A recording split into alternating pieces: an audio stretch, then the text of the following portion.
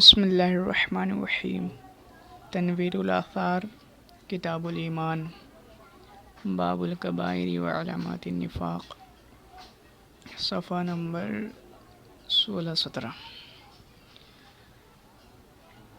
2-3 حدیثیں رہ گئی ہیں، آج انشاءاللہ تعالی یہ باب مکمل کر دیا جائے گا۔ لکھتے ہیں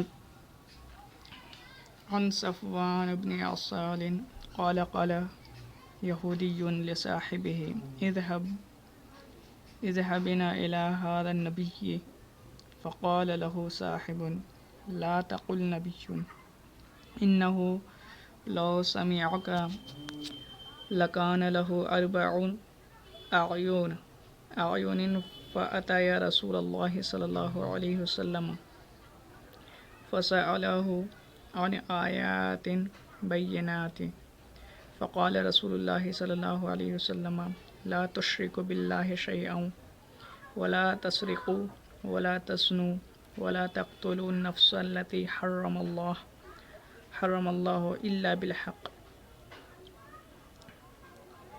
ولا تمشوا ببريء إلى ذي سلطان ليقتله ولا تسحروا ولا تأكلوا الربا ولا تقذفوا محصنة ولا تولوا الفرار يوم الزحف وعليكم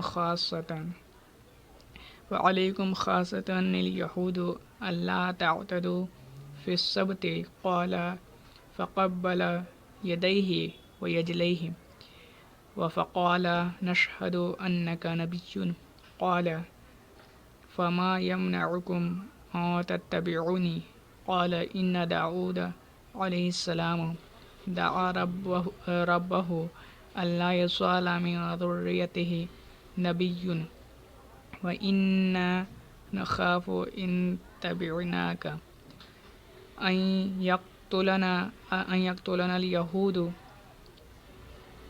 رواہ ترمذی۔ یہ طویل حدیث ہے ایک، اس میں حضرت صفوان ابن عسال سے روایت کرتے ہیں، وہ فرماتے ہیں کہ یہودی جو ہے اپنے ایک ساتھی سے کہتا ہے، بولتا ہے کہ مجھے ان نبی کے پاس لے چل، یعنی آپ صلی اللہ تعالیٰ علیہ وسلم کی بارگاہ میں جانے کی اس نے تمنا کی، اپنے ایک ساتھی سے کہا کہ مجھے نبی کے پاس لے چلو۔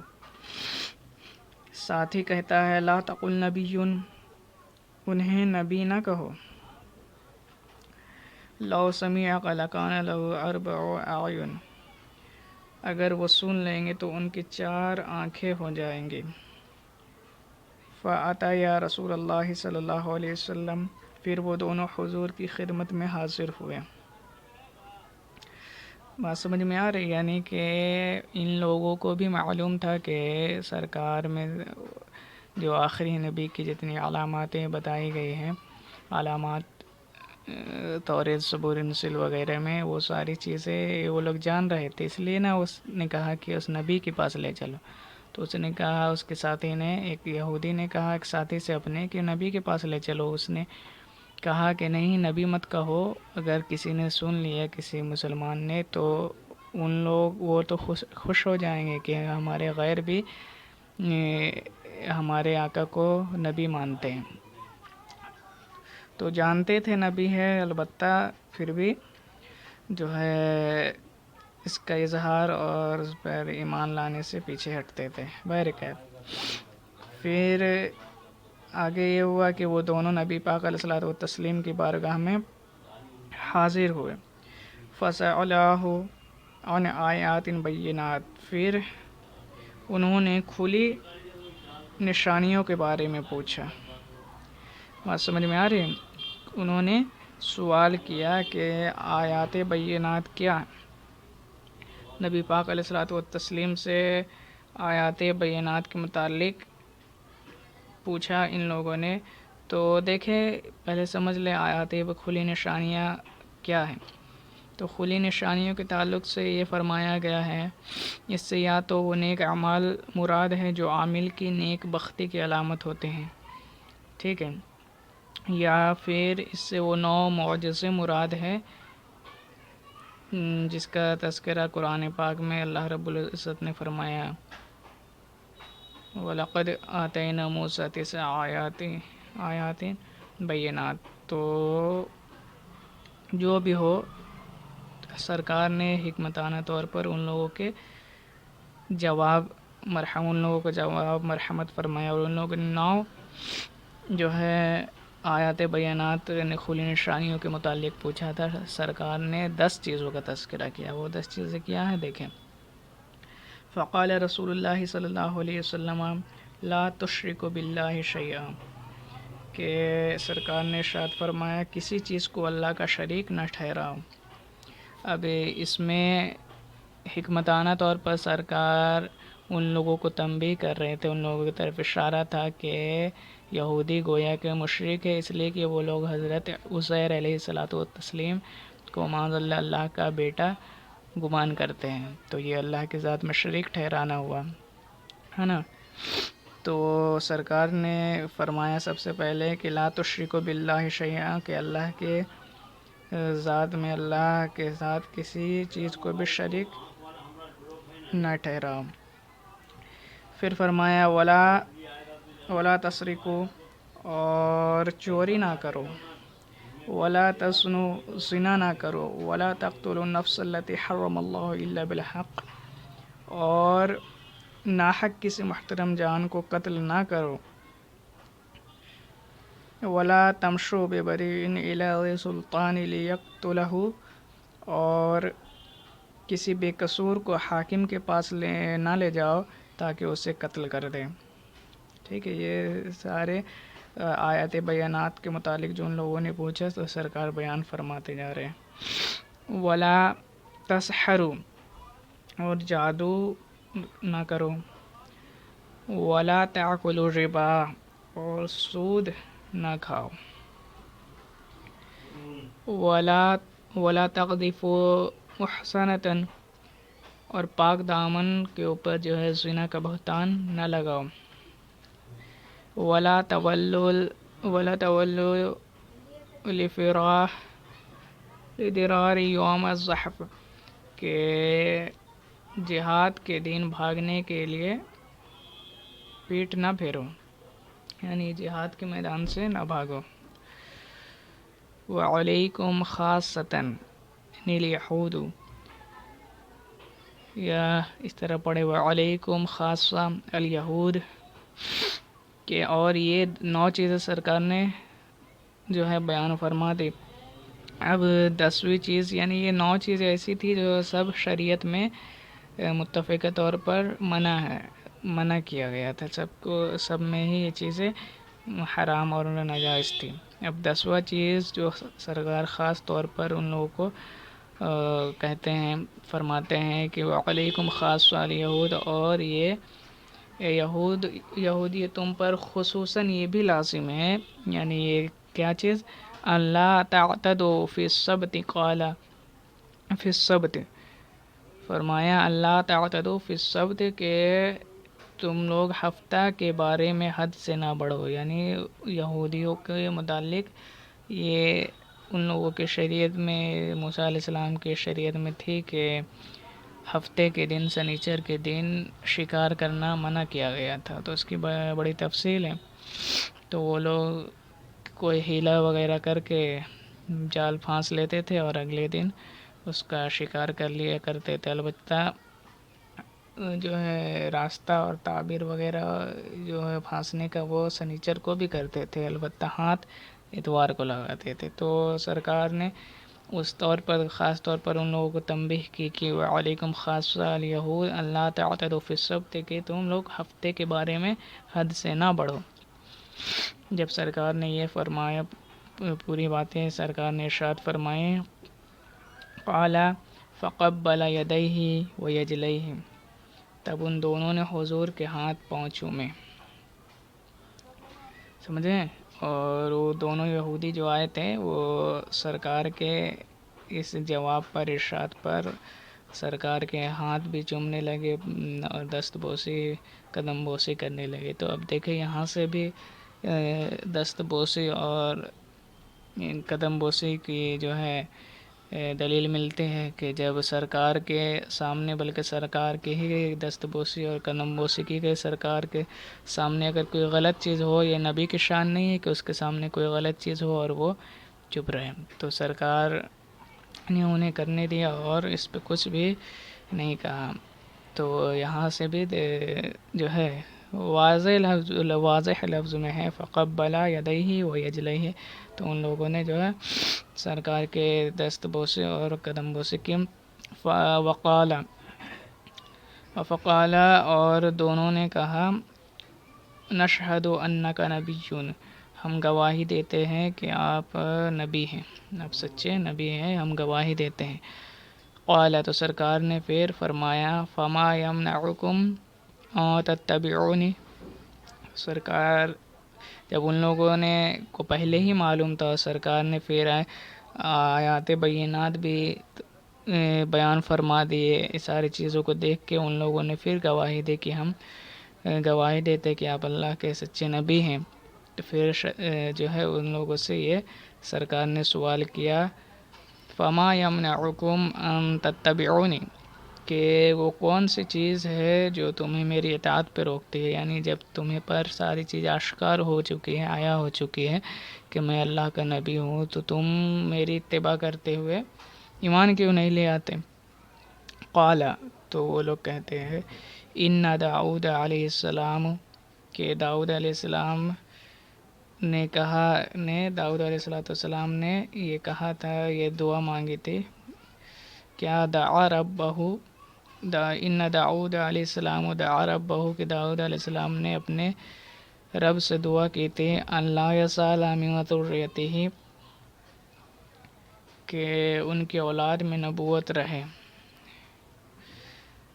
ٹھیک ہے، نبی و ان نخاف ان تبعناک ان یقتلنا الیہود، اور اگر ہم آپ کی پیروی کر لیں گے تو ہم کو یہودی مار ڈالیں گے۔ تو وہ لوگ اپنی جان کی وجہ سے حق جانتے ہوئے بھی سرکار کی اطاعت سے پیچھے رہ گئے اور جو ہے اطاعت نہ کی۔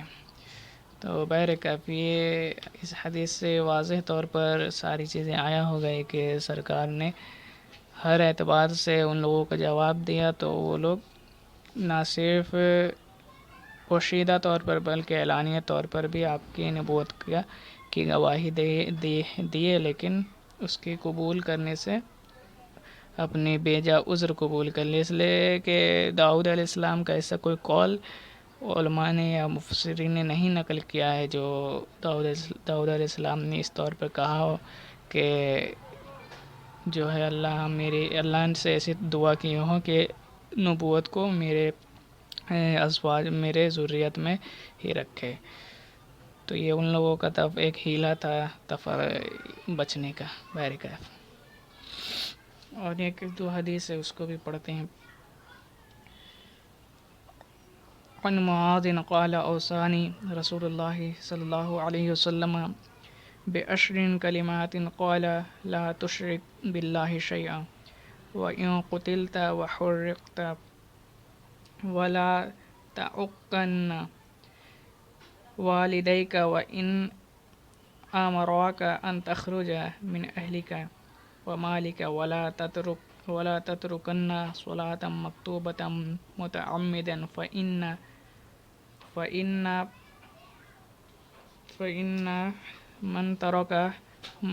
من ترك صلاة مكتوبة متعمدا فقد برئت منه ذمة الله ولا تغربن خمرا ولا تغربن خمرا فإنه رأس كل فاحشة وإياك ولا تشربن خمرا فإنه رأس كل فاحشة وإياك والمعصية فإن بالمعصية هل سخط الله وإياك الفرار من الزحف وإن هلك الناس وإذا أصاب الناس موت وأنت فيهم فاثبت وأنفق على عيالك من طولك ولا ترفع عنهم عصاك أدبا وأخفهم في اللہ.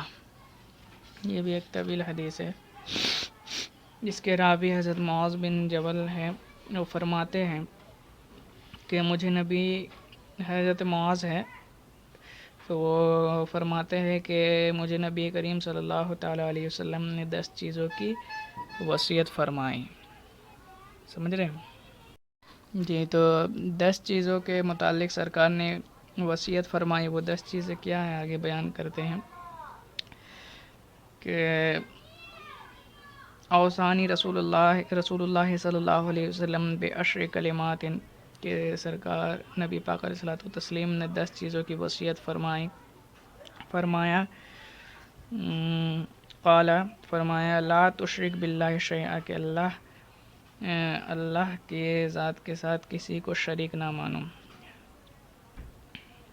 ٹھیک ہے، اللہ کے ساتھ کسی کو شریک نہ ٹھہراؤ.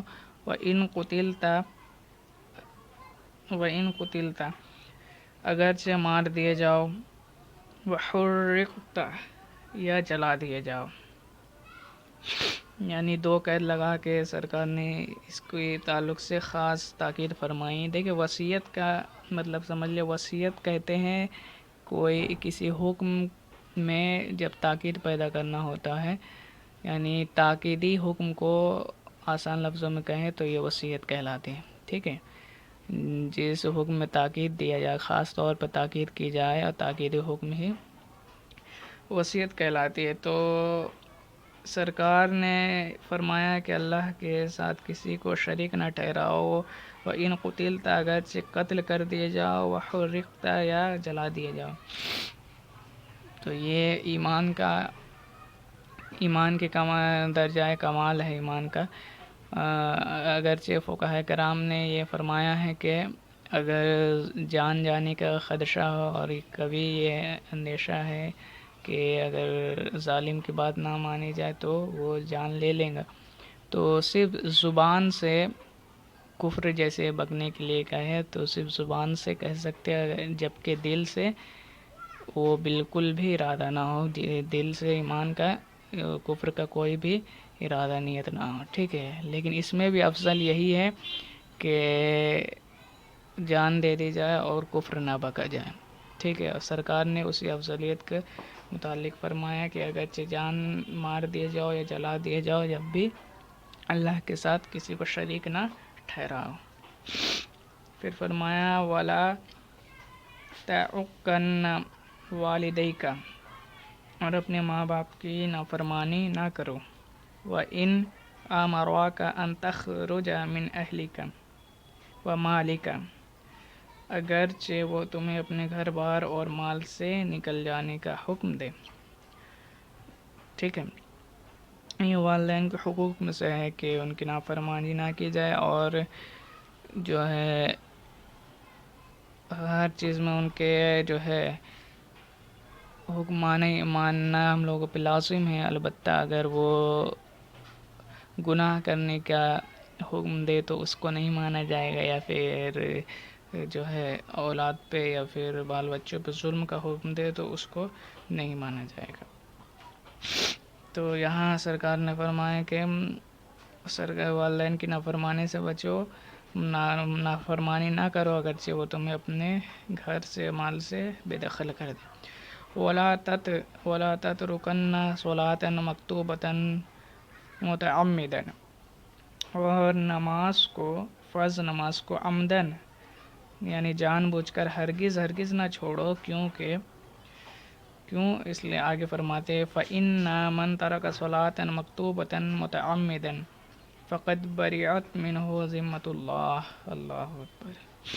فرمایا کہ فرض نماز کو جان بوجھ کر ہرگز نہ چھوڑو، کیونکہ جو کوئی دانستہ طور پر یعنی جان بوجھ کر نماز چھوڑ دے اس سے اللہ کا ذمہ وہ زمان جاتا رہتا ہے، یعنی اللہ کے امن سے، اللہ کے جو ہے رحمت سے، اللہ کی اس سے، اللہ کی ضمانت سے پھر اس کو سایہ، اللہ کے رحمت کا سایہ اس کے اوپر سے جو ہٹ جاتا ہے، اللہ کے زمان اس سے کا سایہ اٹھا لیا جاتا ہے جو دانستہ طور پر نماز کو ترک کرتے ہیں۔ اللہ اکبر۔ پھر فرمایا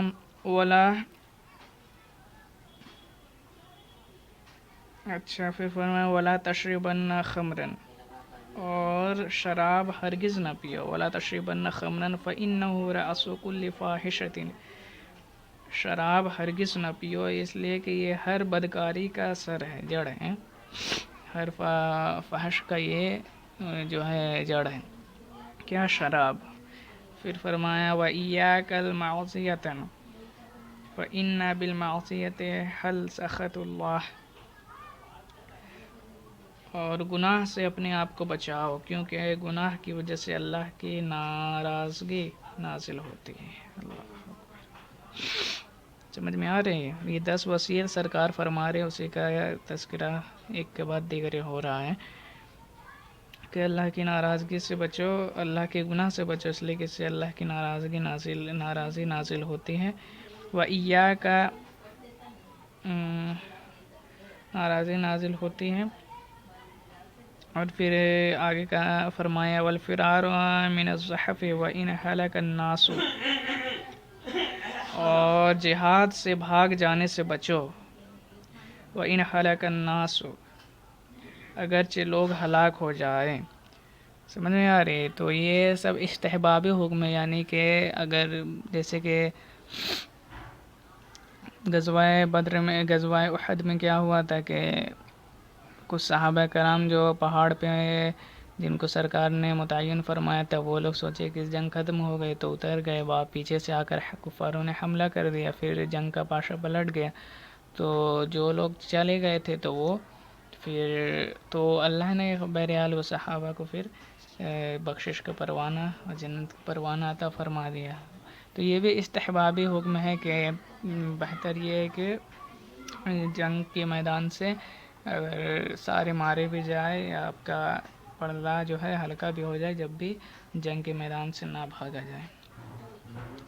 وَالْفِرَارُ مِنَ الصَّحْفِ وَإِنْ هَلَكَ النَّاسُ، اور اگرچہ لوگ مارے جائیں۔ وَإِذَا أَصَابَ النَّاسَ مَوْتٌ وَأَنْتَ فِيهِمْ فَاثْبُتْ، سمجھ میں آ رہی؟ پھر فرمایا کہ اور جب لوگوں میں کو وبائی موت پہنچے اور تم ان میں ہو تو ثابت قدم رہو، یعنی اگر تم ایسے شہر میں، علاقے میں ہو کہ طاعون یا کسی اور بے جان لیوا مرض کا وہاں حملہ ہو جائے، تو فرمایا تو وہاں ثابت قدم رہو، وہاں سے بھاگو نہیں، اس لیے کہ تم چلی جاؤ گے تو جو اس بیماری میں مبتلا ہے سب چلے جائیں گے اچھے لوگ، تو وہ لوگ تو جیتے جی ہی اپنے آس توڑ دیں گے، ہے نا، ان لوگوں کا دیکھ ریکھ کرنے والا کوئی نہیں ہو، تو جو جہاں ہے وہاں رہے، جو باہر ہے تو وہ اندر بھی نہ آئے۔ وَأَنفِقْ عَلَىٰ عِيَالِكَ مِن وَتَوَالِكَ، اپنے بال بچوں پر اپنی کمائی سے خرچ کرو۔ وَلَا تَرْفَعْ عَنْهُمْ عَصَاكَ أَدَبًا وَأَخِفْهُمْ فِي اللَّهِ، اپنی تربیت کی کمچی ان سے نہ ہٹاؤ، انہیں اللہ سے ڈراتے رہو۔ یہ آخر میں جو 2 وصیت فرمائے، اس میں اپنے اہل و عیال پہ خرچ کرنے کے متعلق، یعنی اس سے بات سمجھ میں آتی ہے کہ اللہ کے بندوں کو جو ہے اپنے اہل و عیال کے لیے کمانا، رزق تلاش کرنا، یہ بھی ایک طرح کی عبادت ہے، اعلیٰ عبادت ہے۔